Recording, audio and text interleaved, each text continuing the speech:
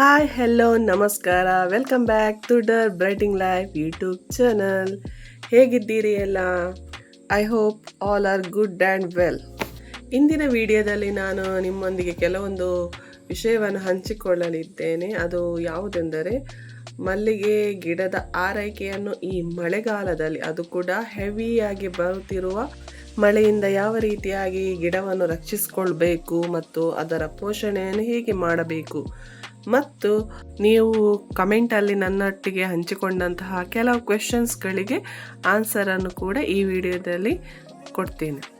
ಹಾಗೆಯೇ ನನ್ನ ವಿಡಿಯೋ ನೋಡ್ತಾ ಇರುವವರು ಯಾರು ನನ್ನ ವಿಡಿಯೋವನ್ನು ಸಬ್ಸ್ಕ್ರೈಬ್ ಮಾಡದೆ ನೋಡ್ತಾ ಇದ್ದೀರಿ, ದಯವಿಟ್ಟು ಸಬ್ಸ್ಕ್ರೈಬ್ ಮಾಡಿಕೊಂಡು ನನ್ನ ವಿಡಿಯೋವನ್ನು ನೋಡಿ. ಮೊದಲನೇದಾಗಿ ಉಷಾ ಪೂಜಾರಿ ಎಂಬುವರು ಕಮೆಂಟ್ ಮಾಡಿದ್ದಾರೆ. ನಿಮ್ಮಿಂದ ನನಗೆ ತುಂಬ ಹೆಲ್ಪ್ ಆಗಿದೆ, ಥ್ಯಾಂಕ್ ಯು ಅಂತ ಮೆಸೇಜ್ ಮಾಡಿದ್ದೀರಿ. ನಿಮಗೂ ಕೂಡ ಧನ್ಯವಾದಗಳು ನನ್ನ ವಿಡಿಯೋ ನೋಡಿ ಸಪೋರ್ಟ್ ಮಾಡ್ತಾ ಇರೋದಕ್ಕೆ. ಹಾಗೆಯೇ ಇನ್ನೊಂದು ಕಮೆಂಟ್ ಮಾಡಿದ್ದೀರಿ, ಹಾಯ್ ಸಿಸ್, ಮಲ್ಲಿಗೆ ಕಟ್ಟುವ ದಾರ ಎಲ್ಲಿ ಸಿಗುತ್ತದೆ ಅಂತ ಕೇಳಿದ್ದೀರಿ. ಸಿಸ್, ನಿಮಗೆ ಗೊತ್ತಿದ್ದರೆ ಹೇಳಿ ಸಿಸ್ ಪ್ಲೀಸ್ ಅಂತ ಹೇಳಿದ್ದೀರಿ. ನಿಮಗೆ ನಾನು ಅದರಲ್ಲೇ ಆನ್ಸರ್ ಕೊಟ್ಟಿದ್ದೇನೆ, ಆ ಕಮೆಂಟಲ್ಲೇ ಆನ್ಸರ್ ಕೊಟ್ಟಿದ್ದೇನೆ. ಆದರೂ ಕೂಡ ಇದನ್ನು ಮತ್ತೊಮ್ಮೆ ಹೇಳ್ತಾ ಇರುವ ಕಾರಣ ಇಷ್ಟೇ. ಅದು ನಾನು ಹೇಳಿದ ಹಾಗೆ ಕಾರ್ ಸ್ಟ್ರೀಟ್ನಲ್ಲಿ ಸಿಗ್ತದೆ. ಒಂದು ಕಾರ್ ಸ್ಟ್ರೀಟ್ ಒಳಗೆ ಹೋಗುವಾಗಲೇ ಮಾರ್ಕೆಟ್ ಇದೆ, ಹೂವಿನ ಮಾರ್ಕೆಟ್ ಇದೆ. ಆ ಮಾರ್ಕೆಟಲ್ಲಿ ನಿಮಗೆ ಈ ದಾರ ಸಿಗ್ತದೆ. ಆದರೆ ನನ್ನದೊಂದು ಸಜೆಷನ್ ನಿಮಗೆ, ಈ ದಾರವನ್ನು ನಾವು ಹಣ ಕೊಟ್ಟು ಹೊರಗೆಯಿಂದ ತರುವುದಕ್ಕಿಂತಲೂ ಬೆಟರ್ ನಾವೇ ನಮಗೆ ಎಲ್ಲಿಯಾದರೂ ಈ ಬಾಳೆ ಗಿಡ ಸಿಕ್ಕಿದಾಗ ಅದನ್ನು ನಾವೇ ಒಣಗಿಸಿ ಮಾಡಿದರೆ ತುಂಬ ಒಳ್ಳೆಯದು ಅಂತ ನನ್ನದೊಂದು ಅನಿಸಿಕೆ. ಸಪೋಸ್ ನಿಮಗೆ ಎಲ್ಲಿಯೂ ಕೂಡ ಸಿಗಲಿಲ್ಲ ಅಂತ ಇದ್ದಾಗ ನೀವು ಈ ರೀತಿಯಾಗಿ ತಗೊಂಡು ಬನ್ನಿ, ಹಾಗೇನಿಲ್ಲ. ಆದರೆ ಇದು ನಮಗೆ ನಮ್ಮ ಇನ್ಕಮ್ ಅಂದರೆ ನಿಮ್ಗೆ ಗೊತ್ತಿದ್ದ ಹಾಗೆ ನಮಗೆ ಮಾರ್ಕೆಟ್ ಪ್ರೈಸ್ ಒಂದೇ ಥರ ಇರುವುದಿಲ್ಲ. ಕೆಲವೊಮ್ಮೆ ಕಡಿಮೆ ಪ್ರೈಸಲ್ಲಿ ಕೂಡ ನಾವು ಮಲ್ಲಿಗೆಯನ್ನು ಕೊಡಬೇಕಾಗ್ತದೆ. ಅಂತಹ ಸಂದರ್ಭದಲ್ಲಿ ನಾವು ಈ ದಾರಕ್ಕೆ ಮತ್ತೆ ಹಣವನ್ನು ಕೊಡ್ತಾ ಹೋದರೆ ನಮಗೆ ಅದು ಸ್ವಲ್ಪ ಲಾಸ್ ಅಂತ ಕಾಣ್ತದೆ ನನ್ನ ದೃಷ್ಟಿಯಲ್ಲಿ. ಸೊ ಅದಕ್ಕೋಸ್ಕರ ಹೇಳ್ತಿದ್ದೇನೆ ಅಷ್ಟೇ, ಬೇರೆ ಏನಿಲ್ಲ.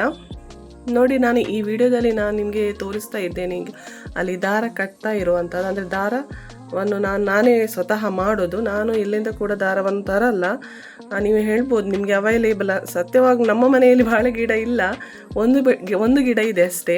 ಮತ್ತು ನಾನು ನಮ್ಮ ಮನೆಯ ಹತ್ತಿರ ನೇಬರ್ಸ್ ಹತ್ರ ಎಲ್ಲ ಹೇಳಿಟ್ಟಿದ್ದೆ, ಈ ರೀತಿಯಾಗಿ ನಿಮ್ಮದು ಬಾಳೆಗೊನೆ ಆದ ನಂತರ ಕಡ್ದು ಬಿಸಾಕ್ತಿರಲ್ವ, ಅದು ಬಿಸಾಡಬೇಡಿ, ಅಲ್ಲೇ ಇಡಿ, ನಾನು ಬಂದು ತೊಗೊಂಡು ಹೋಗ್ತೇನೆ ಅಂತ. ನಾನು ಈ ರೀತಿಯಾಗಿ ಕಲೆಕ್ಟ್ ಮಾಡಿಕೊಂಡು ನಾನೇ ಮಾಡುವಂಥದ್ದು. ಯಾಕೆಂದರೆ ನಾವು ಇದಕ್ಕೆ ಕೂಡ ಇನ್ವೆಸ್ಟ್ ಮಾಡಿದರೆ ನಮ್ಮ ಪ್ರಾಫಿಟ್ ಅಂತ ನಾವು ಕೂಡ ನೋಡಬೇಕಾಗ್ತದೆ ಅಲ್ವಾ.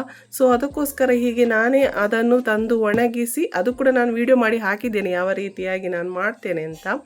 ನಿಮಗೆ ಮತ್ತೊಮ್ಮೆ ನಾನು ಹೇಳಿದಿಷ್ಟೇ, ನೀವು ಹೊರಗೆಯಿಂದ ತರುವುದಕ್ಕಿಂತ ಬೆಟರ್ ನಾವೀಗ ಇದೇ ರೀತಿಯಾಗಿ ಮನೆಯಲ್ಲಿ ಮಾಡ್ಕೋಬೋದು ಅಂತ. ನೋಡಿ, ಈ ರೀತಿಯಾಗಿ ಆ ದಾರವನ್ನು ನಾನು ಮಾಡ್ತಾ ಇರುವಂಥದ್ದು. ನಾನು ಇದೇ ರೀತಿಯಾಗಿ ಅದನ್ನು ಬಿಡಿಸಿ ಈ ರೀತಿಯಾಗಿ ಒಂದು ಹಿಂಡಿಯಾಗಿ ಮಾಡಿ ತೆಗೆದಿಟ್ಟಿರ್ತೇನೆ. ಇದನ್ನು ನಾನು ಹಿಂದಿನ ದಿವಸ ಮಾಡಿಡ್ತೇನೆ. ಬಿಕಾಸ್ ನಮಗೆ ಬೆಳಗ್ಗೆ ಬೇಗ ಮಲ್ಲಿಗೆ ಕಟ್ಟಬೇಕು ಅಂತ ಇದ್ದರೆ ನಾವು ಹಿಂದಿನ ದಿವಸ ರೆಡಿ ಮಾಡಿ ಇಟ್ಟುಕೊಂಡ್ರೆ ನಮಗೆ ಸ್ವಲ್ಪ ಈಸಿ ಆಗ್ತದೆ ಎಂಬ ಉದ್ದೇಶದಿಂದ ನಾನು ಹಿಂದಿನ ದಿವಸವೇ ಈ ರೀತಿಯಾಗಿ ನೂಲನ್ನು ಮಾಡಿಡ್ತೇನೆ. ಅದನ್ನು ನೋಡಿ ಯಾವ ರೀತಿಯಾಗಿ, ಗೊತ್ತಿದ್ದವರಿಗೆ ಈಗ ಮಾಡಲಿಕ್ಕೆ ಗೊತ್ತಿರ್ಬೋದು, ಸಪೋಸ್ ಗೊತ್ತಿಲ್ಲದವರಿಗೆ ಹೇಳ್ತಿದ್ದೇನೆ ಅಷ್ಟೇ. ನಾನು ಈ ರೀತಿಯಾಗಿ ನಾನು ಮಾಡ್ತೇನೆ. ನೋಡಿ, ಅದನ್ನು ಒಂದಕ್ಕೊಂದು ಜಾಯಿಂಟ್ ಕೊಟ್ಟು ಈ ರೀತಿಯ ರೌಂಡಲ್ಲಿ ನಾವು ಅದನ್ನು ಬಿಡಿಸಿ ಈ ರೀತಿಯಾಗಿ ಮಡಚಬೇಕಾಗ್ತದೆ. ಹೀಗೆ ಮಾಡಿದಾಗ ಅದು ಎಲ್ಲಿ ಕೂಡ ಸಿಕ್ಕು ಕಟ್ಟೋದಿಲ್ಲ, ಈಸಿಯಾಗಿ ನಾವು ಅದನ್ನು ಫೋಲ್ಡ್ ಮಾಡಲಿಕ್ಕೆ ಕೂಡ ಆಗ್ತದೆ. ಇನ್ನು ಹಲವಾರು ಜನ ನನಗೆ ನಾನು ಯಾವ ಗೊಬ್ಬರವನ್ನು ಹಾಕಬೇಕು ಎಂಬ ಕ್ವಶನ್ಸನ್ನು ಕೇಳ್ತಾ ಇದ್ದೀರಿ. ನಾನು ಹಾಕುವಂತಹ ಗೊಬ್ಬರವನ್ನು ನಾನು ವಿಡಿಯೋದಲ್ಲಿ ಅಪ್ಲೋಡ್ ಮಾಡ್ತೇನೆ ನೋಡಿ, ಅದೇ ಗೊಬ್ಬರ ನಾನು ಹಾಕುವಂಥದ್ದು. ಬಟ್ ನಿಮಗೆ ಅವೈಲೇಬಲ್ ಇದ್ದರೆ ಮಾತ್ರ ಅದೇ ಗೊಬ್ಬರವನ್ನು ತೊಗೊಂಡು ಬನ್ನಿ. ಇಲ್ಲ ಹತ್ತಿರದ ಶಾಪಲ್ಲಿ ನಿಮಗೆ ಯಾವುದು ಸಿಗ್ತದೆ ನೋಡಿ, ಆ ಕಂಪೋಸ್ಟ್ ಗೊಬ್ಬರವನ್ನು ನೀವು ತಂದು ಹಾಕ್ಬೋದು. ಅದು ಏನೋ ಅವರಿಗೆ ಸಹ ಗೊತ್ತಿರ್ತದೆ ಅಲ್ವಾ, ಅವರ ಹತ್ರ ಕೇಳಿ ನೀವು ತೊಗೊಂಡು ಬಂದರೆ ಆಯ್ತಷ್ಟೇ. ನೀವು ಅಂದರೆ ತುಂಬ ಜನ ನನಗೆ ಕಮೆಂಟ್ ಮಾಡಿದಿರಿ, ಒಂದೊಂದು ಹೆಸರಲ್ಲಿ ಅಂದರೆ ನನಗೆ ಕೆಲವೊಂದು ನನಗೆ ಗೊತ್ತಿಲ್ಲ, ಬಟ್ ನಾನು ಏನು ಯೂಸ್ ಮಾಡ್ತೀನಿ ಅದನ್ನು ನಾನು ನಿಮ್ಮ ಹತ್ರ ಹಂಚಿಕೊಂಡಿದ್ದೇನೆ. ಅವರು ಒಂದೊಂದು ಹೆಸರಲ್ಲಿ ಹೇಳ್ತೀರಿ ನೀವು, ಅದು ತರ್ಬೋದಕ್ಕ, ಇದು ತರ್ಬೋದ ಮೇಡಮ್, ಈ ರೀತಿಯಾಗಿ. ಬಟ್ ನಾನೇ ಹೇಳೋದಿಷ್ಟೇ, ನಿಮಗೆ ನಿಮ್ಮ ಹತ್ತಿರದ ಶಾಪಲ್ಲಿ ಯಾವುದು ಅವೈಲೇಬಲ್ ಇದೆ ನೋಡಿ, ಅದನ್ನೇ ತಂದು ಗಿಡಕ್ಕೆ ಹಾಕಿ, ಏನೂ ಪ್ರಾಬ್ಲಮ್ ಆಗೋದಿಲ್ಲ. ಭುವನ ಎಂಬ ಅಕೌಂಟಲ್ಲಿ ಒಂದು ಕಮೆಂಟ್ ಬಂದಿತ್ತು, ಹಾಯ್, ನನ್ನಲ್ಲಿ 3 ಇಯರ್ ಆದ ಗಿಡ ಇದೆ, ಅದನ್ನು ಈ ಮಂತಲ್ಲಿ ಕಟ್ಟಿಂಗ್ ಮಾಡ್ಬೋದಾ ಅಂತ ಹೇಳಿ ಅಂತ ಕೇಳಿದ್ದೀರಿ. 3 ಇಯರ್ಸ್ ಆದರೂ ಅಷ್ಟೇ, 1 ಇಯರ್ ಆದರೂ ಅಷ್ಟೇ, ಅಥವಾ 4 ಮಂತ್ ಆದರೂ ಅಷ್ಟೇ ನಾನು ಹೇಳುವಂಥದ್ದು. ಮಳೆ ಮುಗಿದ ನಂತರವೇ ಕಟ್ಟಿಂಗ್ ಕೊಡಿ. ಅದು ದೊಡ್ಡ ಗಿಡವೇ ಆಗಿರಲಿ, ಸಣ್ಣ ಗಿಡವೇ ಆಗಿರಲಿ. ನಾವು ಯಾವಾಗಲೂ ಕಟ್ಟಿಂಗ್ ಕೊಡುವಾಗ ಅಂದರೆ ಮಳೆ ಇರದ ಟೈಮನ್ನು ನೋಡಿಕೊಂಡು ನಾವು ಟ್ರಿಮ್ಮಿಂಗ್ ಕಟ್ಟಿಂಗನ್ನು ಮಾಡ್ಬೋದು.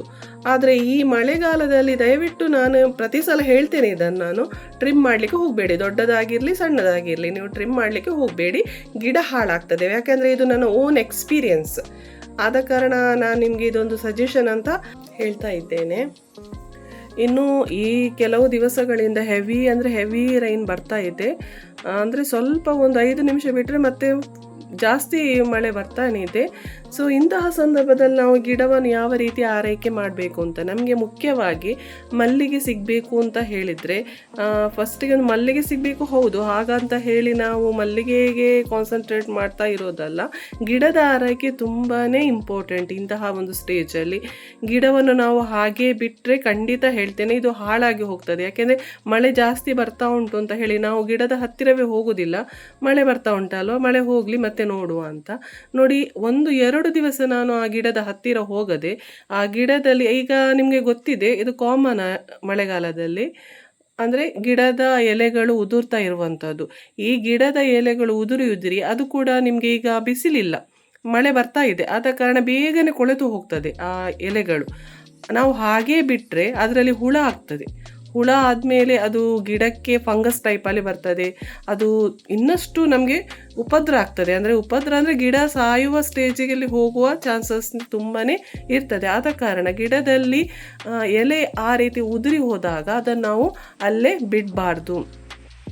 ಈ ರೀತಿಯಾಗಿ ನೀವು ಅದನ್ನು ಮತ್ತೆ ನೋಡುವ, ಮಳೆ ಹೋಗಲಿ, ಈ ರೀತಿಯಾಗಿ ಮಾಡಿದರೆ ಖಂಡಿತವಾಗಿಯೂ ನಮ್ಮ ಗಿಡ ಕಂಪ್ಲೀಟ್ ಆಗಿ ಹಾಳಾಗಿ ಹೋಗ್ತದೆ.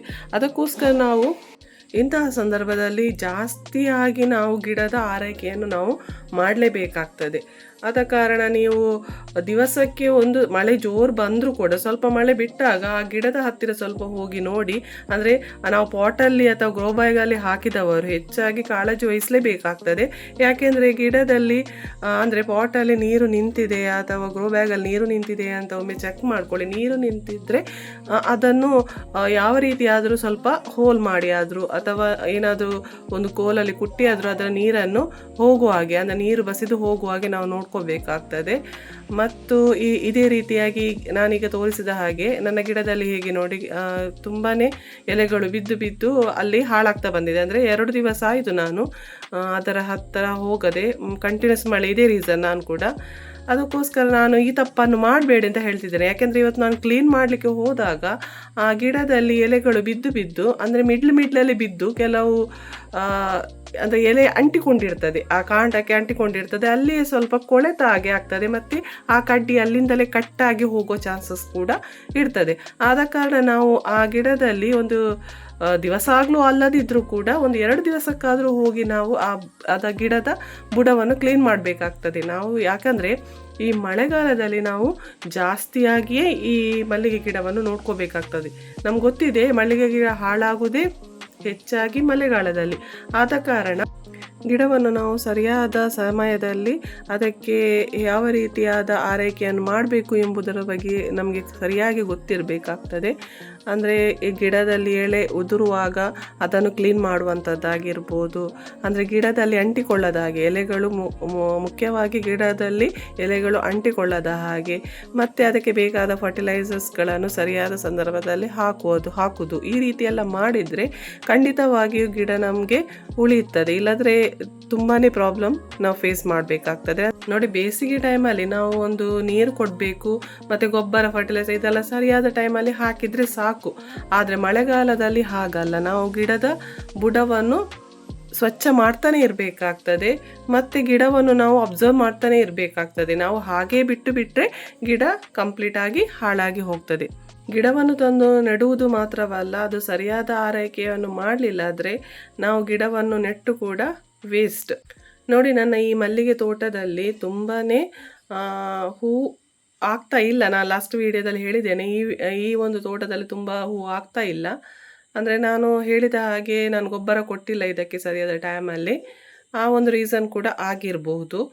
ಮತ್ತು ಸುತ್ತ ನೋಡಿ, ನನ್ನ ಒಂದು ಮಲ್ಲಿಗೆ ಗಿಡದ ಸುತ್ತ ಹುಲ್ಲುಗಳು ಕೂಡ ಜಾಸ್ತಿ ಆಗಿದೆ. ಈ ವೈಟ್ ಫ್ಲೈಸ್ ಕಾಟ ಕೂಡ ಸ್ಟಾರ್ಟ್ ಆಗಿದೆ.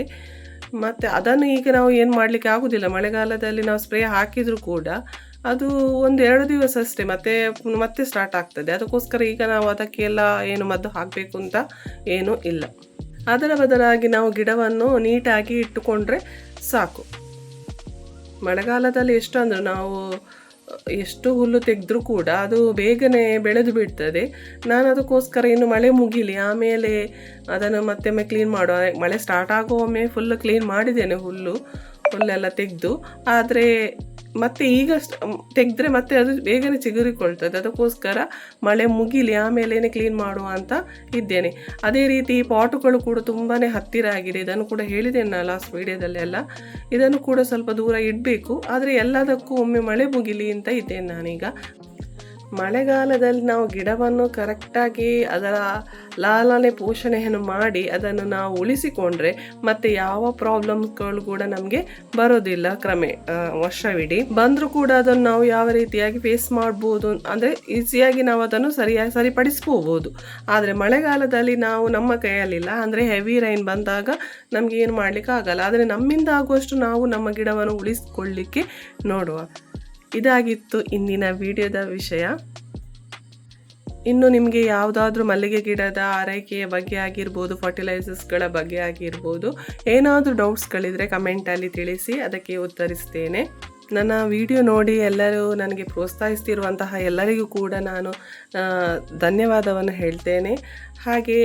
ಹೀಗೆ ನನಗೆ ಎನ್ಕರೇಜ್ ಮಾಡ್ತಾ ಇರಿ ಇನ್ನಷ್ಟು ವಿಡಿಯೋಗಳನ್ನು ಮಾಡಲಿಕ್ಕೆ ಮತ್ತು ಮತ್ತಷ್ಟು ವಿಷಯಗಳನ್ನು ನಿಮ್ಮೊಂದಿಗೆ ಶೇರ್ ಮಾಡಲು ನನಗೆ ಹೆಲ್ಪ್ ಮಾಡಿ ಅಂತ ಕೇಳ್ತಾ, ಇಂದಿನ ವಿಡಿಯೋ ಇಷ್ಟ ಆದಲ್ಲಿ ಲೈಕ್ ಮಾಡಿ, ಶೇರ್ ಮಾಡಿ, ಹಾಗೆ ಸಬ್ಸ್ಕ್ರೈಬ್ ಮಾಡದೆ ನೋಡ್ತಾ ಇರೋರು ದಯವಿಟ್ಟು ಸಬ್ಸ್ಕ್ರೈಬ್ ಮಾಡ್ತಾ ನೋಡಿ. ಇನ್ನಷ್ಟು ವಿಷಯದೊಂದಿಗೆ ಮುಂದಿನ ವಿಡಿಯೋದಲ್ಲಿ ಸಿಗುವ. Till then take care and bye bye.